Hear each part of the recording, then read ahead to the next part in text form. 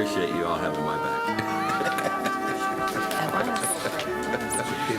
That's right. It would probably be the quarterly payments to the clerk. Good morning, everyone. Thank you all so much for being here. I'm going to go ahead and call to order our Seminole County Commission meeting of September 26th. It is 9 a.m. This morning we have leading us in the invocation Pastor Derwin Anderson from Northland Church. If you would all please rise. And after the invocation, Pastor Anderson is going to lead us in the pledge. Good morning. I'm thankful to be here to pray this morning. I'm new to Seminole County, lived in 2 other counties in Florida, and I'm proud to be a resident of Seminole County. So welcome. Let's pray. Thank you. Father God, we thank you for this morning. Thank you for waking us all up today. Lord, I pray that you would be here in this meeting this morning as plans are made and decisions are made that will affect communities in Seminole County and also lives that will be changed as a result of what takes place in these meetings and also in the changes that go on in our county. So just be with the meeting, Father, and thank you for those who are here to see great things happen in Seminole County. In Jesus' name we pray, amen. Amen. Let's pledge. I pledge allegiance to the flag of the United States of America and to the republic for which it stands, one nation, under God, indivisible, with liberty and justice for all. So, Pastor Anderson, I'm going to ask you to not escape too quickly. Since you said you're new to Seminole County and we want to welcome you, can you tell us where you have lived? You said you lived in 2 counties prior to Seminole, so where are you coming to us from? So I've traveled all over being in ministry, but I'm from Tampa, so Hillsborough County, and I've also lived in Pasco County, but we came from Georgia last July. Oh, fantastic. Yes. Well, welcome to the better side of the I-4 corridor. Thank you. That's what I hear, and I do like it over here. So, All right. Well, thank you again Yes. so much for being here. County Manager, we have had a few changes on our agenda. Would you like to run through those before we start awards and presentations? Absolutely. Thank you, Madam Chairman. So under the presentations and awards, we are going to pull item 5, the employee service recognition. There's about 13 folks that we want to recognize. We're going to bring that back. We just need to organize that a little bit better and have a little bit more time. That's going to take a little bit. And then item number 8, Ms. Milch is going to come at the next meeting. She had a conflict today, so item 8 will be coming back on at the next meeting. And just as a reference, this afternoon under the public hearing agenda, item number 36, and I did verify that's the right one, item 36, which is the Land Development Code rewrite and associated comprehensive plan amendments. We'll do this afternoon, but just as an FYI for the board and anyone in the audience or viewing, that we are going to continue, staff's going to request a continuance of this for 2 weeks to the October 10th meeting. But we'll do that formally this afternoon. Okay, great. Thank you so much. And item 20? Oh, do you want me to do the consent now, or would you want to wait till we? I thought there was a commissioner who was pulling that. I was just asking him to pull staff items. Okay. And we'll do that during the consent? Okay. All right, fantastic. Our first proclamation this morning is being presented by Commissioner Zembauer, and it's recognizing our Veteran of the Month. Thank you, Madam Chair. It's my honor to enter this proclamation of the Seminole County Board of County Commissioners recognize United States Army Specialist James D. Hunter for his outstanding service to the United States in Seminole County. Whereas the brave men and women of our Army, Navy, Marines, Air Force, Coast Guard, and Space Force demonstrate a resolute spirit and unmatched selflessness, reminding us there are few things more American than giving of ourselves to make a difference in the lives of others. And whereas throughout our country history, generations of service members have answered the call to leave their families, their jobs, and put their futures and even their lives on the line, valiantly defend our nation. Whereas for many service members, the sacrifices ended in permanent injury or death, yet the spirit remains in the continued preservation of our freedoms and the promise of liberty. Whereas there are more than 30,000 living veterans in Seminole County who served our nation in times of peace and war. Through their service, they kept America strong. And whereas Specialist James D. Hunter served honorably in the United States Army from September 1966 to September 1968 with boots-on-the-ground service in the Republic of Vietnam during the Tet Offensive. And whereas Specialist James D. Hunter separated from the Army and returned home to Orlando, where he utilized the VA's Montgomery GI Education Bill, and during college obtained a job as a computer operator for IBM. Upon graduation, he went into the auto industry for a period of time before finally moving back to Central Florida to work as a plant nursery in Apopka. Whereas Specialist James D. Hunter purchased 5 acres and moved to Castleberry in 1978 with his family. With the help of friends and neighbors, he developed an interest in plants, which became his passion. He began a plant nursery and eventually purchased additional property totaling 11 acres of land, which is in operation today and focuses on growing organic pumpkins, green beans, peppers, and tomatoes without harmful pesticides. And whereas Specialist James D. Hunter has been a Seminole County Master Gardener for the past 30 years and has served on the Seminole County Agriculture Board for approximately 15 years. He conducts free Saturday classes to the public to educate our community on a variety of plant and environmental topics because he loves living in Seminole County and believes it's a great place to live. And whereas Specialist D. Hunter has brought great credit and distinction upon himself, the United States of America, the United States Army, and Seminole County, now therefore be it proclaimed that we, the Board of County Commissioners of Seminole County, Florida, express our gratitude, admiration, and respect for Specialist James D. Hunter for his outstanding service to the United States Army and the residents of Seminole County. Be it further proclaimed, this proclamation is presented to Specialist James D. Hunter, along with our sincere congratulations and recognition as Seminole County's Veteran of the Month, adopted this 26th day of September 2023. Second. There's a motion by Commissioner Zembauer, a second by Commissioner Delary. Any discussion? All those in favor say aye. Aye. Any opposed? Motion passes unanimously. Mr. Hunter.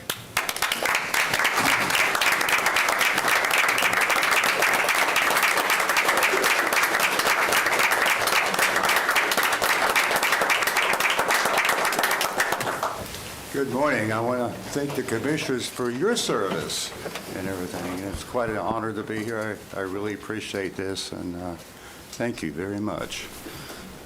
I think you gave me a pretty good bio there of my military background there and whatnot. But we do love Seminole County, and we will be here a long time, hopefully, and come out to the farm.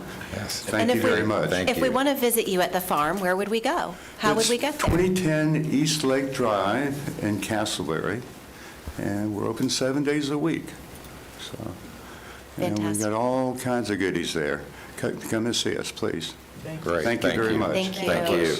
And if you would mind sticking around, we'd love to take a picture with you after we're done with the rest of our proclamations. Surely. That would be fantastic. Thank Surely, you. be glad to. Thank you. Thank you. Our next proclamation is Commissioner Constantine presenting October 8th through 14th as Fire Prevention Week. Good morning. Thank you very much. Proclamation of the Seminole County Board of County Commissioners proclaiming October 8th through the 14th, 2023, Fire Prevention Week in Seminole County, and I will move this. Whereas Seminole County is committed to ensuring the safety and security of all residents and visitors in Seminole County, and whereas home fires killed more than 2,800 people in the United States in 2021, according to the National Fire Protection Association, and fire departments in the United States responded to 338,000 home fires. And whereas cooking is the leading cause of home fires in the United States, and fire departments responded to more than 166,400 annually between 2016 and 2020, and whereas 2 of every 5 home fires in the kitchen, with 31% of these fires resulting in unattended cooking, and whereas more than half of the reported non-fatal home cooking fire injuries occurred when the victims tried to fight the fire themselves. And, excuse me. Is this touching home to a lot of people, the fire in the kitchen? And whereas Seminole County residents should turn pot handles toward the back of the stove, always keep a lid nearby when cooking, keep a 3-foot kid-free zone around the stove, oven, and other things that could get hot, watch what they heat, and set a timer to remind them that they are cooking. And whereas residents who have planned and practiced a home fire escape plan are more prepared and will therefore be more likely to survive a fire. And whereas Seminole County first responders are dedicated to reducing the occurrences of home fires and home fire injuries through protection and prevention education.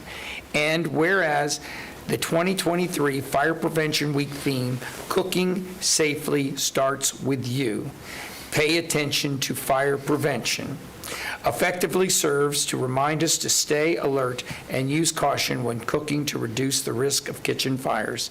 Now therefore, be it proclaimed that the Seminole County Board of County Commissioners proclaim October 8th through October 14th, 2023 as Fire Prevention Week, adopted this day. Second. There's a motion by Commissioner Constantine, second by Commissioner Zembauer. Any discussion? Yeah, I just call Uber Eats, so it's a non-issue at my house. All those in favor say aye. Aye. Any opposed? Motion passes unanimously. I'm sure we've all been there. Diaz, would you like to say a few words on behalf of Fire Prevention Week?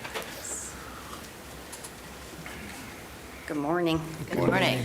So on behalf of Seminole County Fire Department, I would first like to thank you, Madam Chair, Commissioners, County Management, for accepting this proclamation.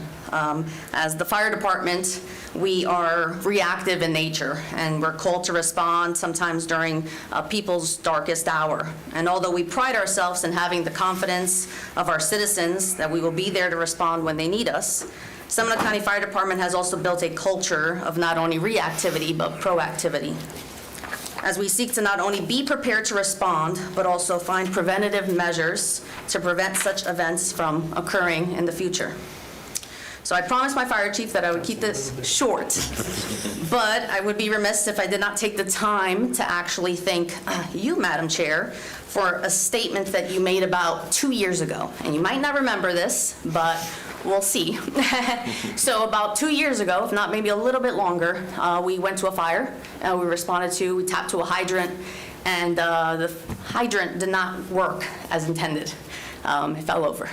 And so that came to the board after a citizen was concerned, and you made a statement, and you said, who is responsible for holding them responsible? And I don't know if you remember that statement, but that impacted me, especially as the fire marshal, very significantly, and I use that constantly, because that showed, personally, is like, I hold a lot of responsibility because I hold a lot of people responsible, because at the end of the day, that day moving forward, I'm responsible to ensure every hydrant is maintained throughout the whole county of Seminole.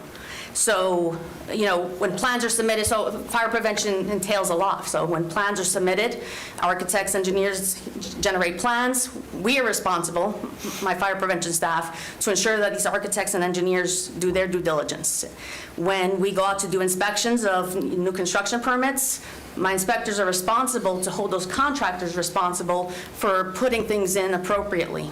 When we go out to businesses, existing businesses, we are responsible to hold those businesses responsible to ensure the safety of those patrons, of those citizens going into those businesses. And even after the fire, as fire investigators that we are responsible to find the origin and cause of the fire and find methods to prevent that from happening moving forward. So we are responsible for holding people responsible, and I don't take that lightly, and I just wanted you to know the impact that that statement has had on me since you said it. So with that, I placed a challenge coin on everybody's workstation. It is actually, we just got these in, so you know, I was very excited about it.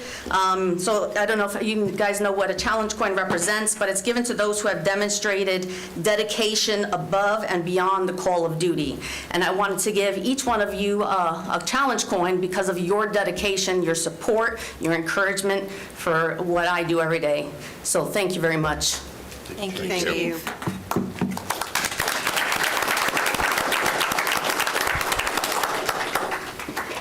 Commissioner Delary will be presenting our proclamation for Greenways and Trails Month. Thank you, Madam Chair. Proclamation of the Seminole County Board of County Commissioners proclaiming the month of October 2023 as Greenways and Trails Month in Seminole County, Florida. Whereas greenways, trails, and natural lands promote outdoor recreation, tourism, economic growth, personal health, and well-being.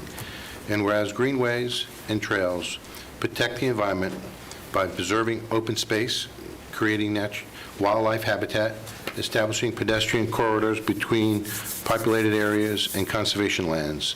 And whereas Seminole County Leisure Services maintains 47 miles of paved trails, 85 miles of unpaved trails and wilderness trails. And whereas Seminole County Greenways, Trails, and Natural Lands provides clean water, air, habitat for over 6,600 acres of environmentally significant lands. And whereas Seminole County trails connect to neighborhood communities as components of long-distance trail systems, including the Florida Natural Scenic Trail and the Florida Coast to Coast Trail. Whereas the state of Florida designates the month of October as Florida Greenways and Trails Month to highlight Florida's natural spaces and recreational trails. And whereas the Seminole County Kiwanee Park will be a stop during the Bike Walk Central Florida Bike 5 event on October 14th, where riders will traverse throughout 5 cities via connecting bike routes.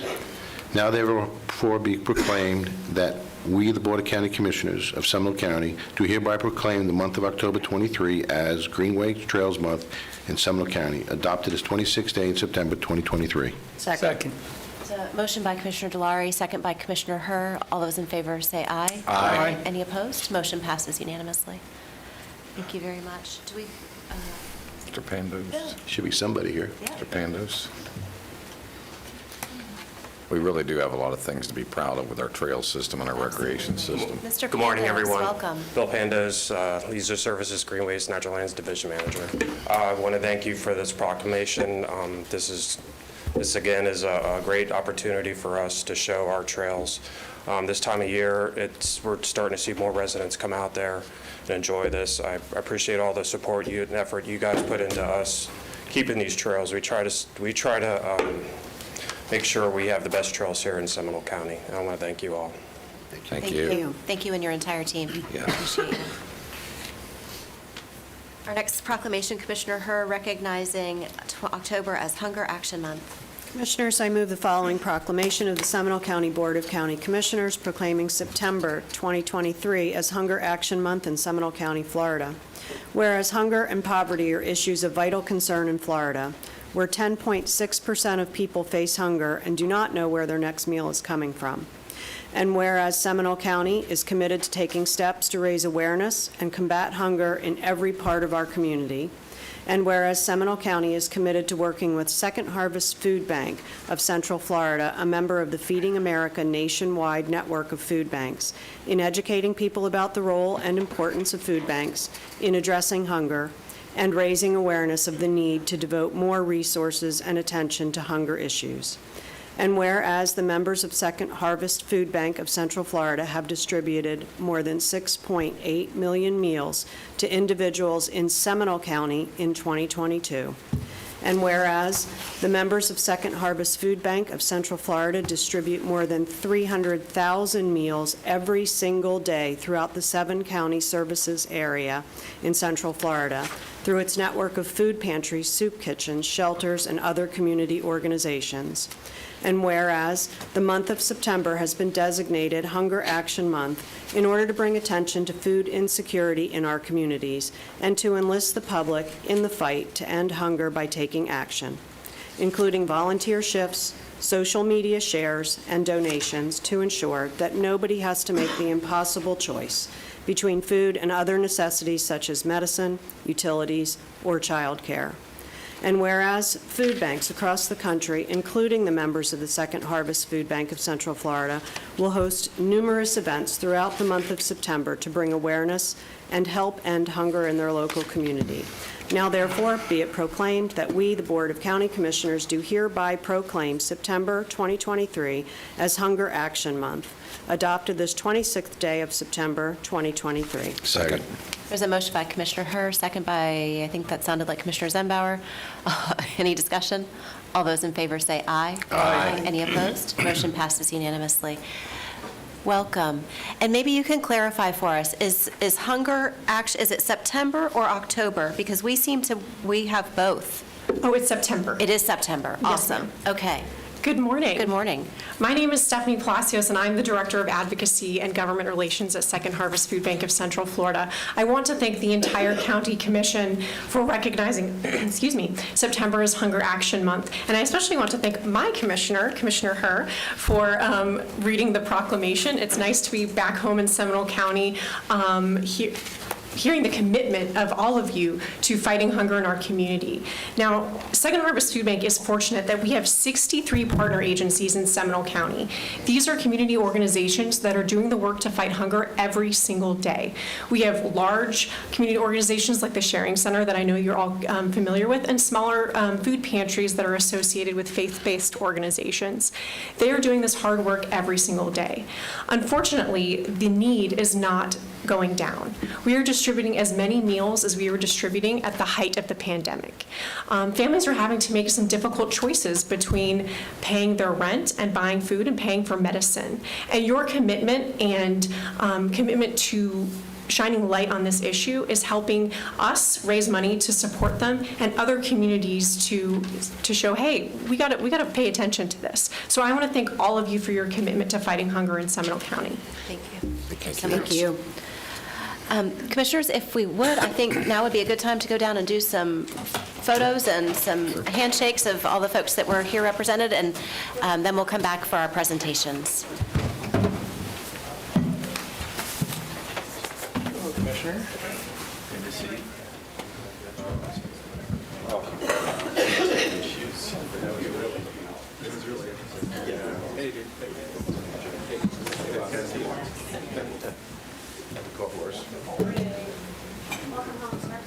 Is it dark here? Thank you, sir. Thanks. Appreciate you guys.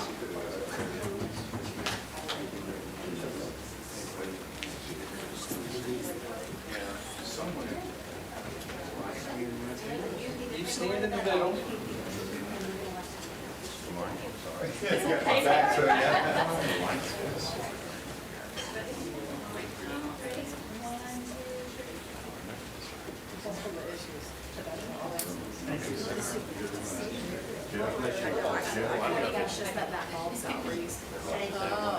Well, that's a good thing, that it will fix the line. Ask me when you come out. Still seems dark. I'd have to have a flashlight. Yes. I could. Fire. Gotta get y'all back to work, huh? Switch your... We'll back out.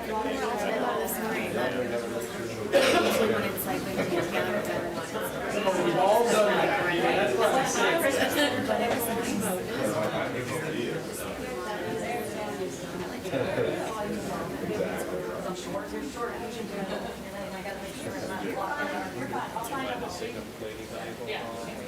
Ready? 1, 2. I can barely see you. No,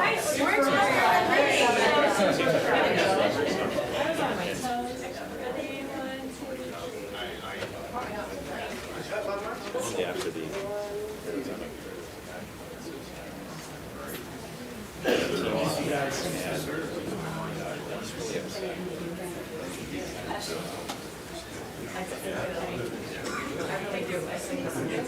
A lot of our team.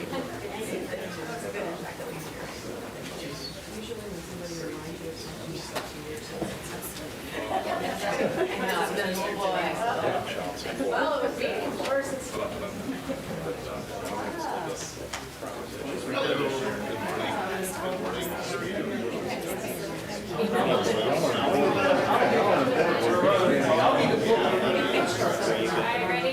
One lady said, I can't take care of it.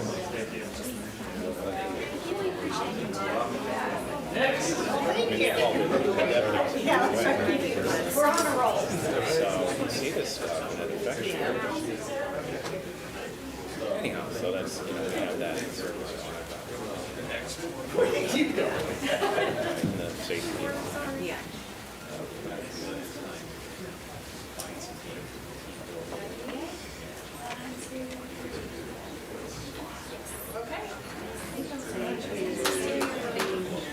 Of course, you guys will always be.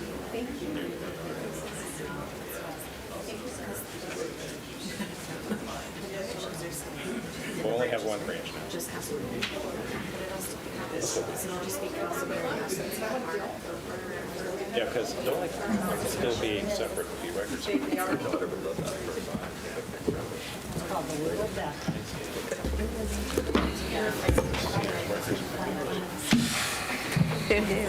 My little work spot. Your little cubicle. My little, you got one too. So Commissioners, our sixth item on the agenda, but our first presentation this morning is, we're going to recognize John Dredge from Public Works. We're talking about the Best Foot Forward program. Good morning. For the record, John Dredge, Public Works Director. The Bike Walk of Central Florida, I've been a partner with the Seminole County for 3 years. We have today with us Ms. Emily Hara. She's going to present the service for the summary of the service for fiscal year 22-23. Also is going to present the proposed service for the 23-24, including some additional service requested by leisure services.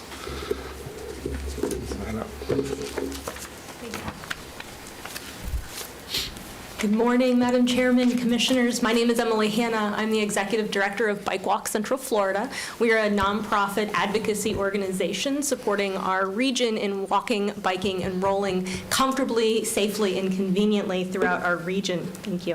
And I'm here today to present to you a summary of the pedestrian safety program Best Foot Forward, in which Seminole County and some of the cities participate in. So I wanted to remind our commission and then those in the audience that might not be familiar with what the Best Foot Forward program is. It focuses on changing driver behavior and reminding drivers that it's the Florida law to stop and let pedestrians cross the road when they're at marked or even unmarked crosswalks where appropriate. And we do so through a 4E approach, and that's through education, engineering, enforcement, and evaluation. And I'll go through those specifics here in Seminole County. So to start, we have conducted 3 high-visibility enforcement operations within the county with the Seminole County Sheriff's Office. Those were conducted in 8 details. That means that we were at 8 different crosswalks throughout those 3 enforcements and issued over 1,100 warnings and citations.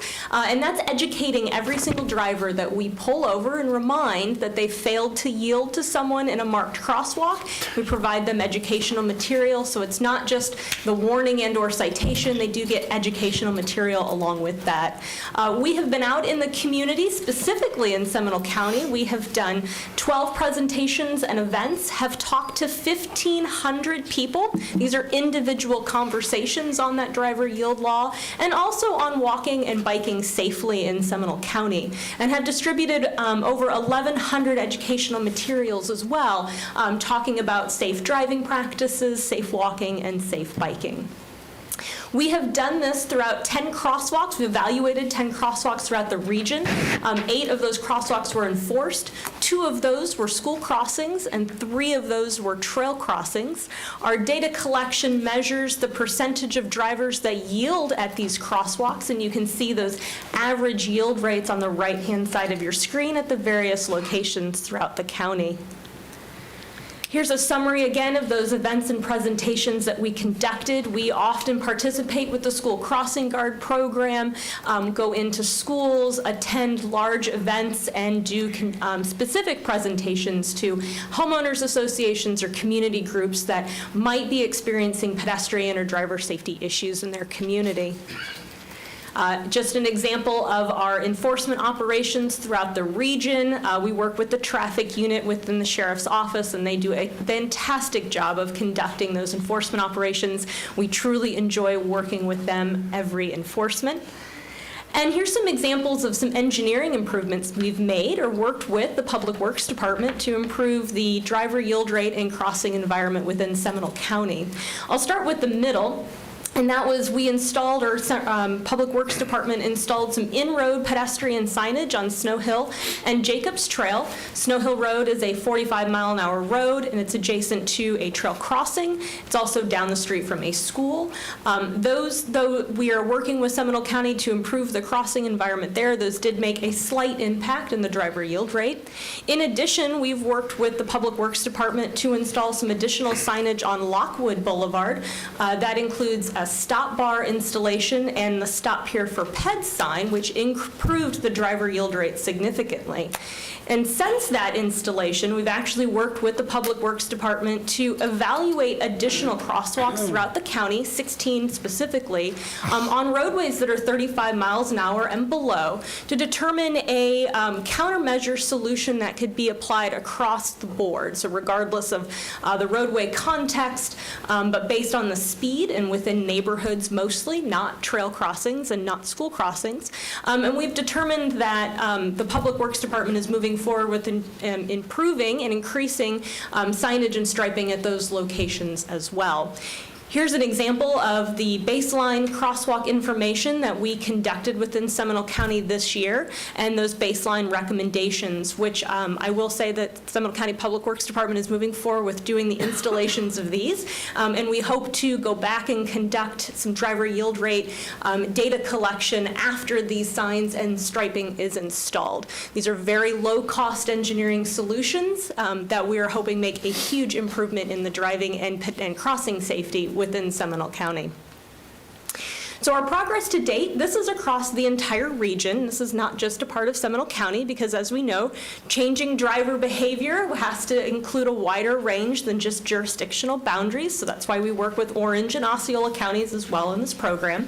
So to date, we've issued over 12,000 warnings and citations to drivers in the region, have held over 680 enforcement details.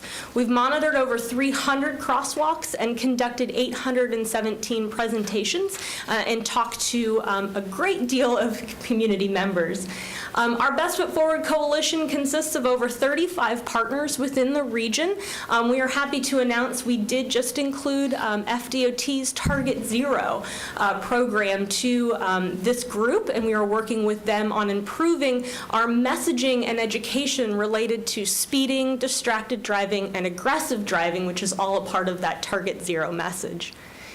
Region-wide, we conducted 4 high visibility enforcements this year, over 72 crosswalk details, and issued over 800 warnings and citations. Again, this is across the 3-county region.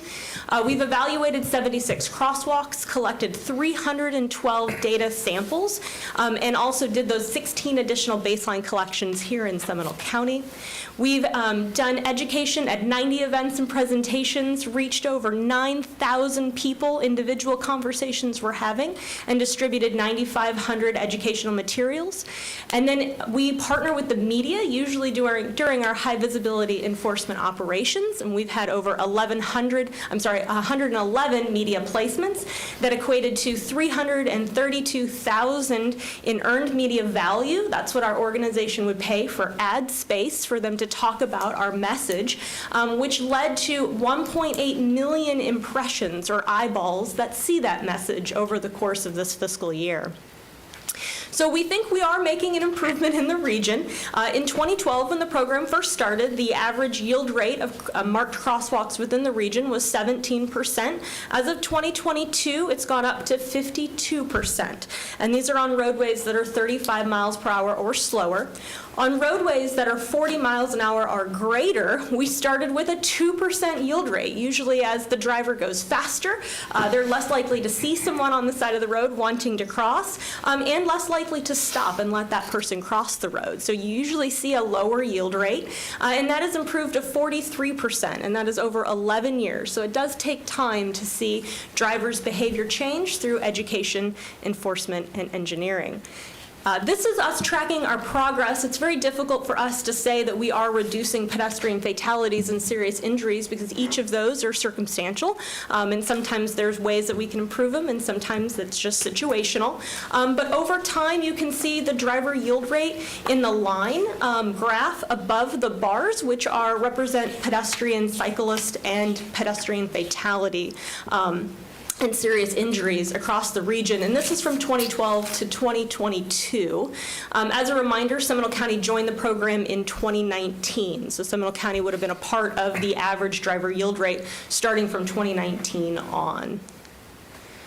So the program is undergoing a few changes, and this is how we're financing the program. I'm actually really happy to bring to you today that we were able to negotiate a scope of services with MetroPlan Orlando, which is the region's transportation planning organization, that is now funding the entire enforcement operations across the three-county region.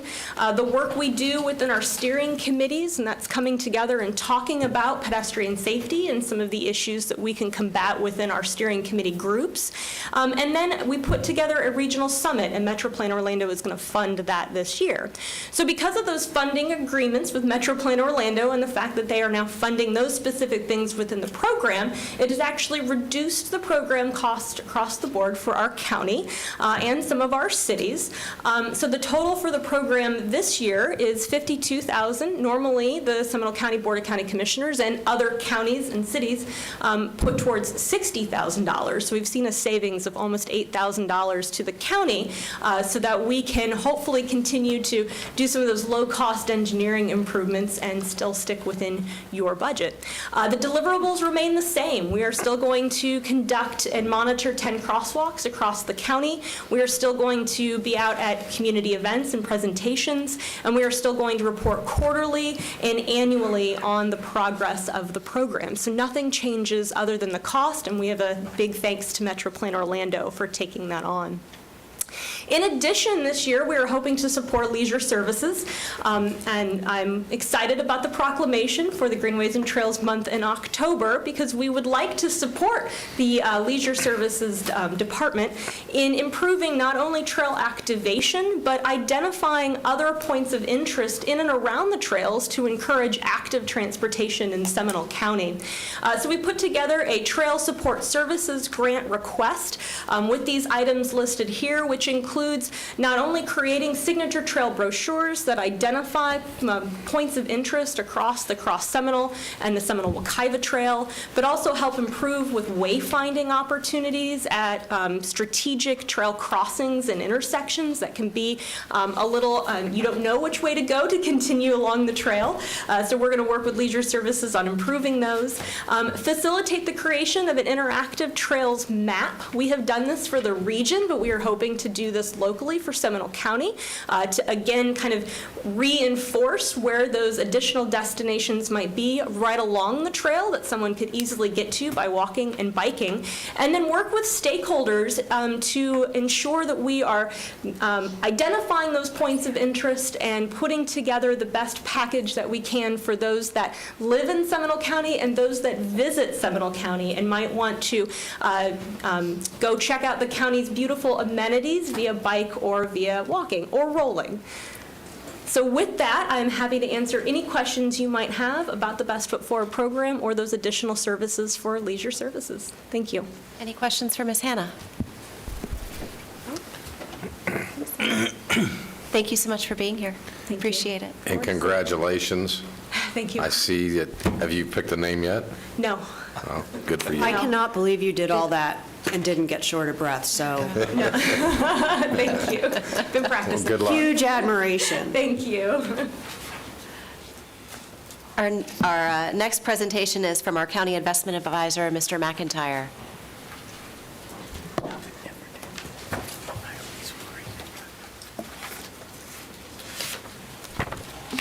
Good morning. Morning.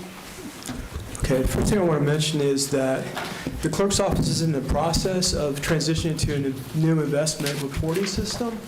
And what that means is that when we're here in October, it's possible that there's not a September report that I reconcile to, and I'm not going to report something to you guys that isn't in sync with what the clerk's office is doing. So just kind of a prep on that. So, inflation is still heating up along with oil prices. Oil prices are moving toward $100 a barrel. A lot of folks believe that that's going to move downward as we roll into the new year, but for right now, it looks like September inflation, whenever we see it during the month of October, is going to be higher for the third straight month, at least headline. U.S. economy seems to have accelerated in the third quarter, the most recent quarter. And it looks like for that reason that the Fed will continue to be in a tightening mode. It doesn't necessarily mean that they're going to raise rates again, but they're thinking that way because the economy is so strong. I did not follow the news this morning, and certainly something could have happened, but at this point it looks like a federal shutdown is more likely than not. That would be on October 1st. And exactly how that affects the economy would depend on how long that lingers. The Fed met in September. They held rates steady, as everybody anticipated that they would. One of the things that they did, though, was they kept the door open for a possible hike because the economy is so strong, because inflation is not moving downward anymore. And they also indicated that next year rate cuts are likely to start later rather than sooner. And of course, this is a point in time. Things could change dramatically in the course of weeks and even months, and they frequently do. So for right now, that's what things look like. The only reason that I'm showing you this chart is to see the green line in the last couple of months where headline inflation has moved higher. The red line, however, is core, and that is still moving lower. That excludes food and energy. So we're moving in the right direction, but for right now, there's a little blip. Looking at interest rate choices, they are higher than they were last meeting when I spoke to you in general. In fact, mortgage rates are right now at the highest they've been in 23 years, new highs, and refinancings, of course, have just about disappeared. And the new mortgages are, I don't think we've seen new mortgages at the slowest pace since, again, a couple of decades. There's a lot of money that is with the local banks, and the highest of the local banks right now is paying $5.50. I do want to mention here, since the last time that we had talked, we did not expect that we would make, the clerk's office would make investments between meetings. But I also said that if we found a CD with one of the local banks that was longer and was willing to step up and pay, then we would jump on that, as we have in the past. One of the local banks decided they were willing to pay $5.50 for 18 months, so we were able to lock up some money there.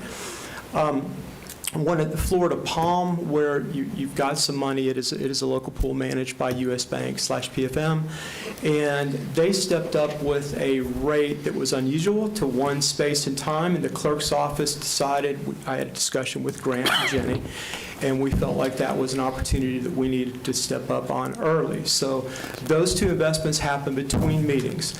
There are a lot of maturities coming up, but most of those maturities are loaded toward the back of October. There's can't really see without my glasses, but I believe that it's somewhere in the neighborhood of $45 million that's maturing at the end of the month. So we have a meeting between now and then. There are a lot of expenses that the clerk's office is focusing on, including your debt service and sheriff's draw, other expenses. So because we've made investments, because there are so many maturities concentrated at the end of this month, I do not have recommendations at this meeting to invest. This is going to be gathering liquidity together to make expenses, and given the fact that there were some investments that were made.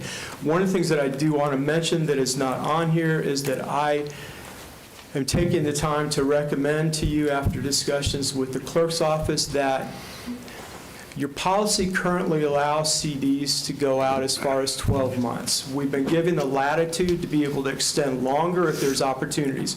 A couple years ago, we did some 2-year and 3-year CDs that were golden and stayed on for a while. We did this 18-month CD that was beyond the 12-month policy. What I would recommend for consideration is the idea of extending the policy to 2 years from 1 year, so we don't always have to, when the opportunity steps up, go past the policy guidelines. I like to extend the policy guideline, or consider extending the policy guideline of CDs to 2 years maximum. And that being said, again, there are no recommendations for this time. We'll be here before all those all those treasuries mature, so we can discuss at that point in time what's happened with the government, what's happened with maturities, and move forward from there. The only other thing I really want to mention is that The last time we were here for July, the portfolio was yielding, I believe, 437. It's up to 463 in a single month's time. A lot of that has to do with securities that mature at lower yields. That's going to continue as we move forward through the year. So I think the progress has been very good, and you'll see that on the extreme left-hand side where it says Seminole County. You can see month by month how that portfolio has progressed. And of course, anytime you have a portfolio, you have securities that are maturing and securities you're adding. So the Fed is moving very quickly. The portfolio lags. And that concludes my presentation. Does anybody have any questions? Commissioner Constantine, Commissioner Herr, Commissioner Zembauer. I think probably we're all kind of interested in the 5.5 and the 5.95. Is there a limit to that? I saw 25 million and 10 million. Is there a, low and high limit, or low limit mostly? So a couple things to say about Palm. They're not treasuries, so there's a little bit of risk inherent in any pools that involve anything other than government securities. We've moved that balance down. There's some room and time, but I will tell you that 10 million that was available was specifically to that date.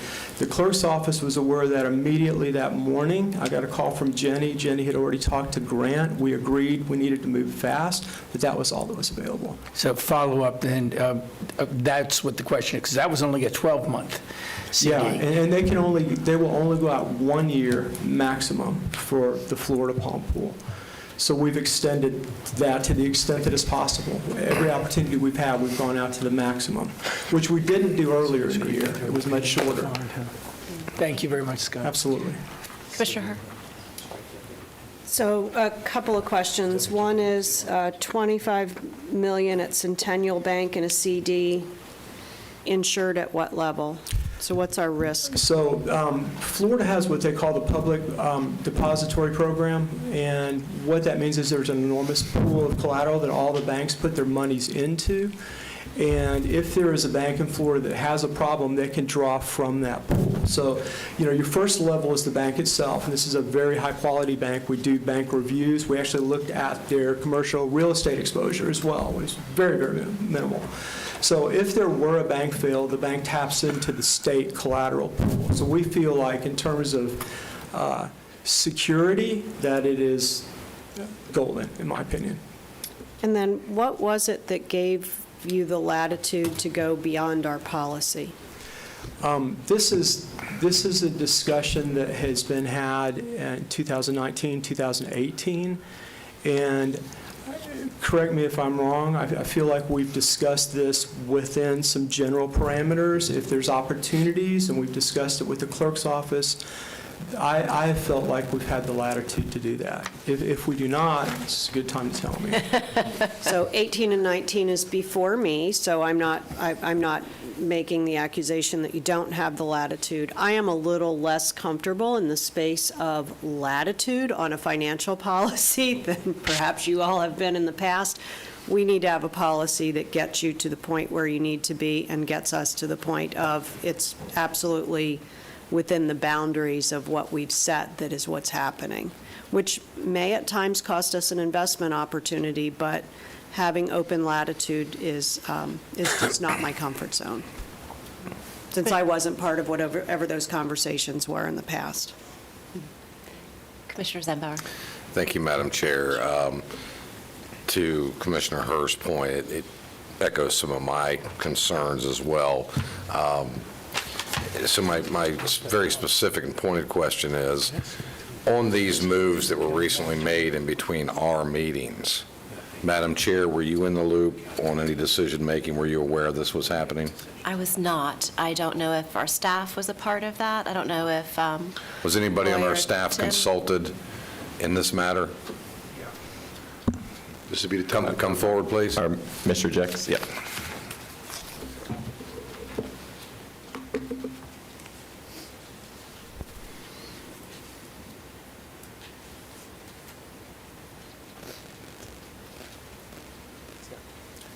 Timothy Jex with the Office of Management and Budget. We do participate in a monthly meeting. It's an investment call with Scott and the clerk's office to discuss some of these investments before they occur. Understood. including this interim between meetings of this board. Yes. And nobody from this board was on that call? Not on the recent call, no. Okay. All right. Thank you, Mr. Jacks. Sure. I would echo the sentiment that there are times where there's going to be a need in an interim to move in a prudent manner that is in the best financial interest of our citizens, that we need to put a policy in place.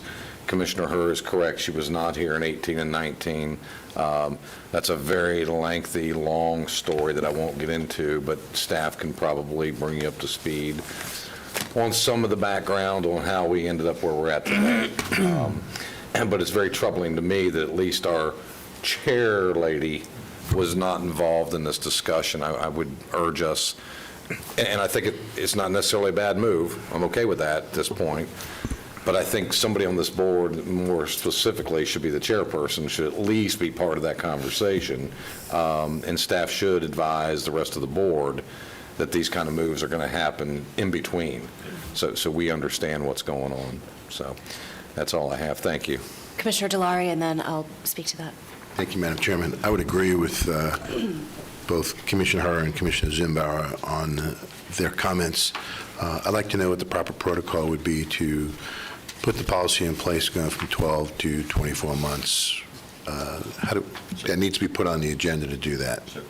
And I think it needs to be noticed to the public, not here today.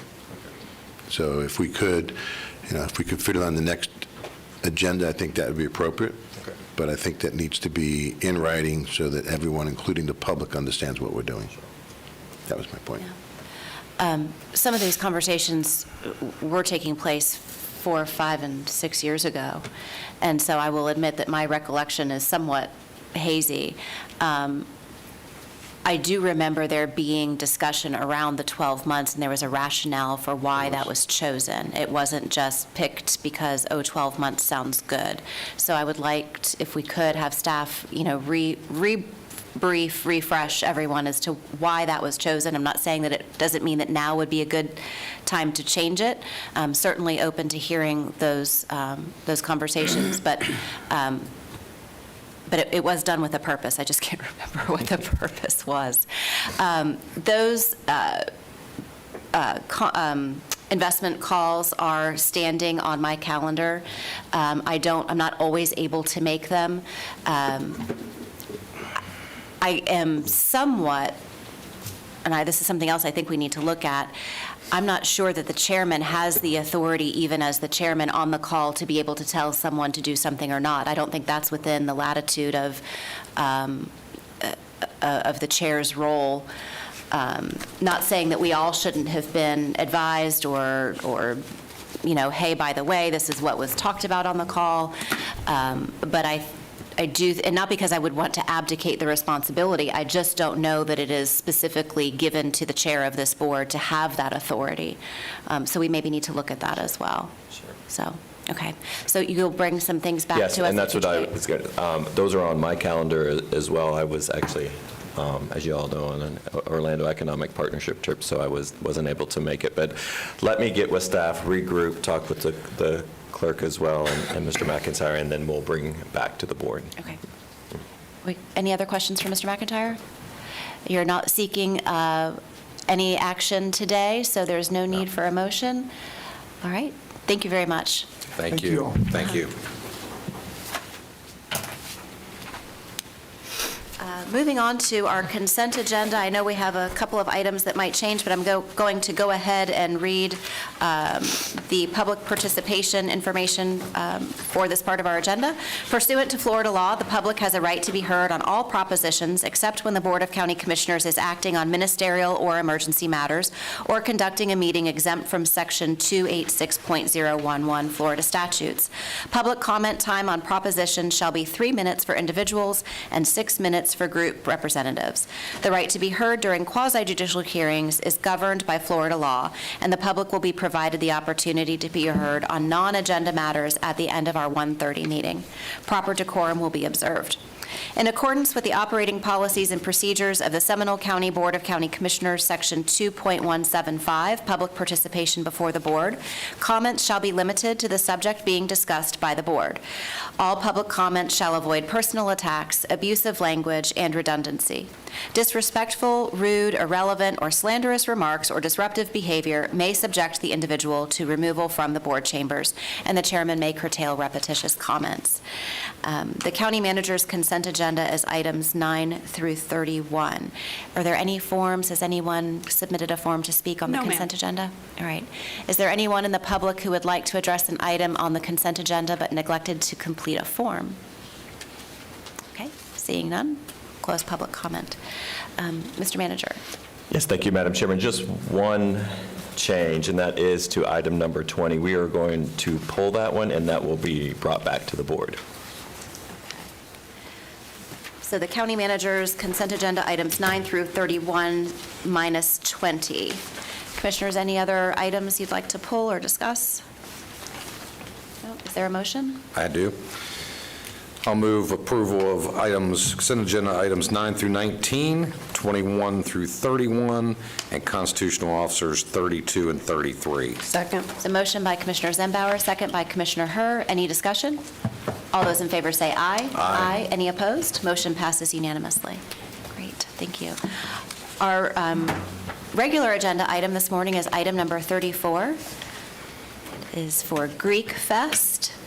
Mary Robinson is here as the project manager to present this item. Is there any changes, Mary? Any changes to Greek Fest? Well, we'll find out. Good morning, Mary Robinson with Planning and Development Division. This item 34 on your agenda is a request for a special event permit for the Holy Trinity Greek Orthodox Church on Trinity Drive in Altamont Springs. The event is scheduled for Friday, November 3rd through Sunday, November 5th. The hours of operation are 4 p.m. to 11 on Friday, 11 to 11 on Saturday, and 11 a.m. to 6 p.m. on Sunday. The estimated attendance is 1,500 guests at any time.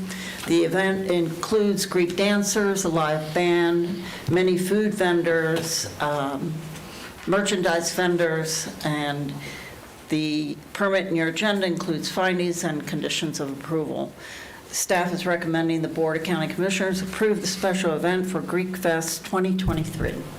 And the applicant is present, Ms. Joyce Yarborough, and myself, if you have any questions. All right, thank you. Ms. Yarborough, would you like to make a presentation? Not really. I just hope everybody comes and enjoys it as much as we do every year. And Would you like to come down to the microphone so everyone can hear you? Give us a free advertisement. Yeah.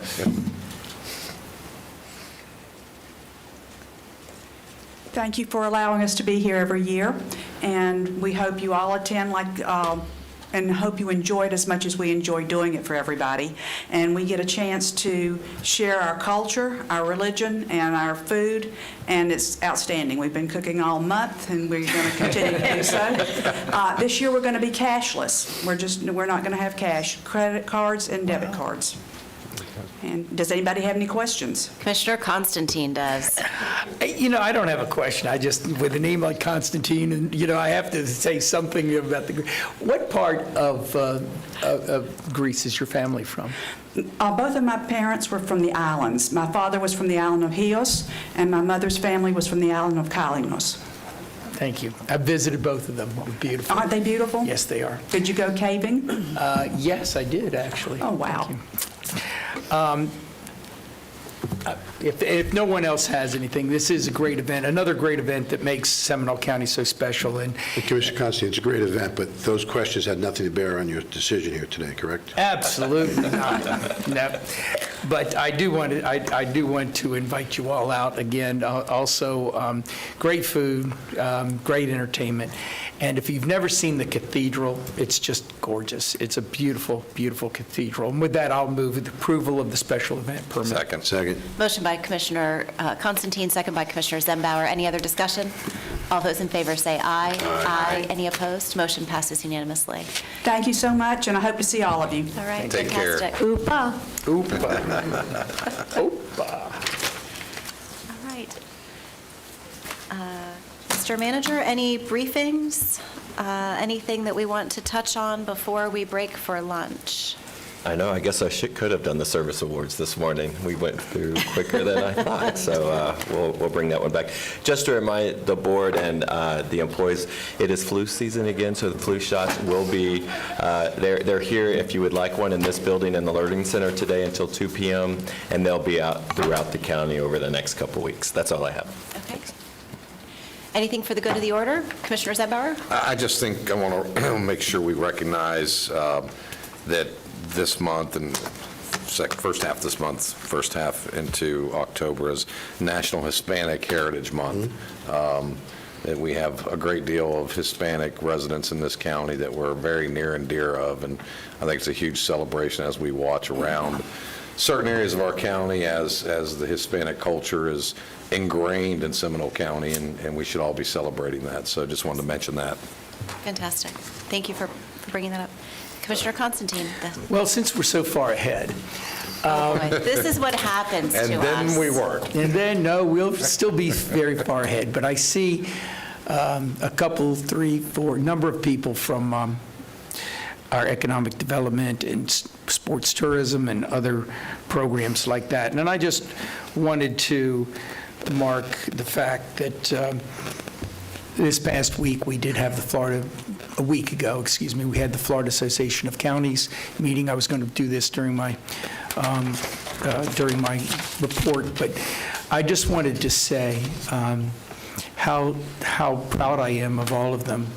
The success was it's not coming from me. It's not coming from the chair, who also was in attendance. It came from every single one of the presenters, from the participants that were there, saying, in fact, I have some comments here that the executive director of the Florida Association of Counties sent to me, which I'd like to share with you.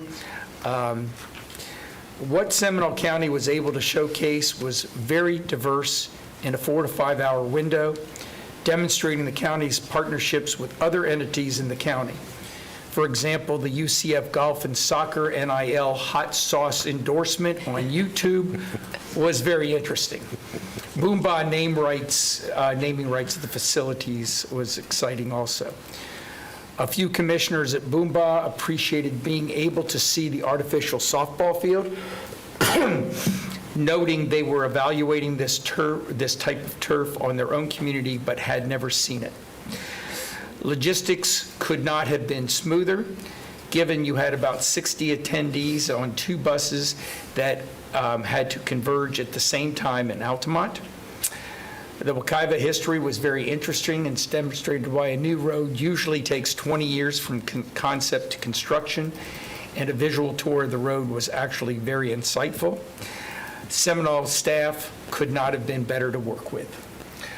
Also, during the Board of Directors meeting, the incoming president announced that he attends about 15 conventions a year, and he said that the staff, the food, everything about the hotel, and I'm going to give a shout out to Bruce Warlow and they call it Orlando, but the Lake Mary Marriott was unbelievable. They all thought it was the best staff involvement, staff help that they'd ever seen. In fact, I saw 2 county commissioners that have mobility problems were walking through the line, the food line, and without prompting, one of the servers just came up, took their plates, and walked them through the whole thing together.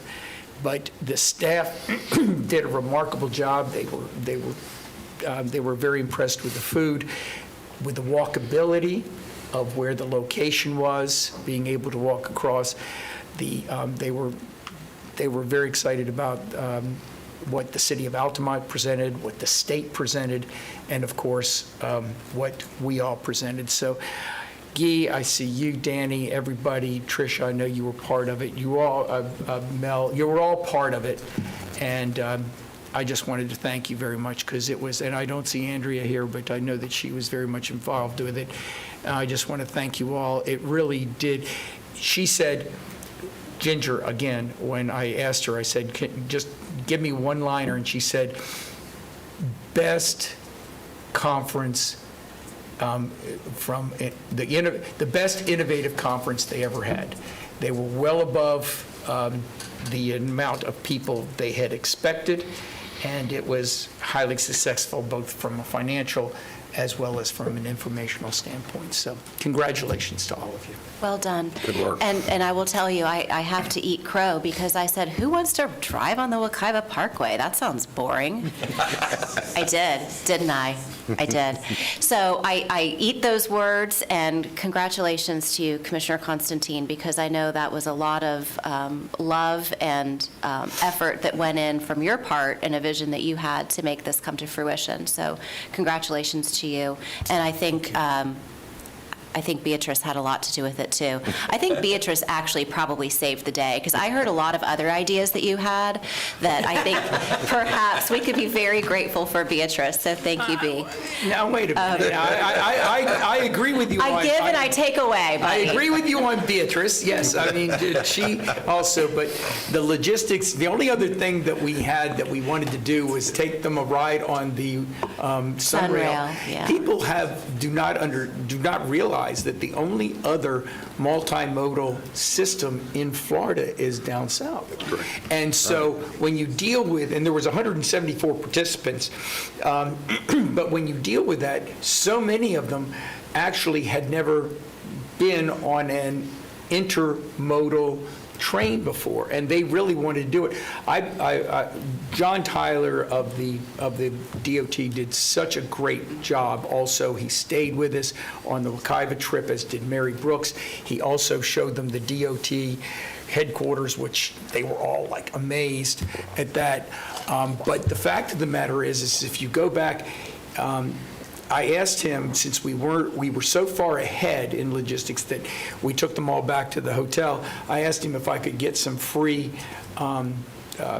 passes for Friday after the Board of Directors meeting was over.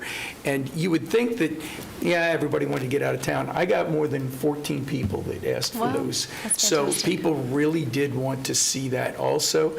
And I think most of them took the train from Lake Mary to Altamont and back again, but they at least got to see that sort of presentation. As did our staff got together. I said, wouldn't it be nice, since it's only a couple of miles away, that we got them zoo tickets? We did, and a number of them came up on Friday and asked for the zoo tickets also, because they were staying over the weekend. That was another thing that I would say. If I had at least 6 commissioners said, I come to Central Florida at least 3 times a year, we go to the attractions. I've never stayed in Seminole County before. The next time we come, I'm staying in Seminole County, because I can go to the attractions one day, I can hang out at your county and do the fun things the first, second day, then go to the attractions, and then go to the beach. So, and I said, yes. Yes, you can.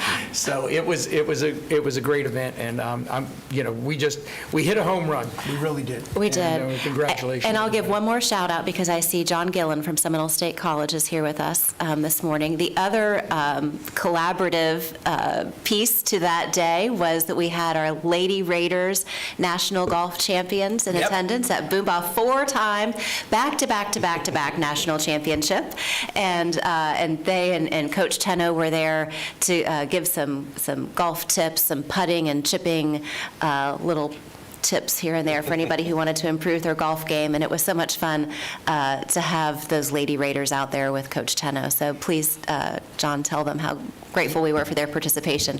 I think the one thing that I did hear repeatedly is how collaborative our community is. We had the mayor of Lake Mary there. We had a lot of different people involved from different cities and different entities. And so the fact that everybody worked so well together, I think was felt. Madam Chair, most innovative programs. And the commissioner from Escambia, who's doing it next time, said, there's no way I'm going to be able to top this, as he was leaving, which was very nice of Commissioner Bender. But the thing that it was so interesting, I think, to a lot of them was the NIL collaboration that we do that nobody else that I know of does.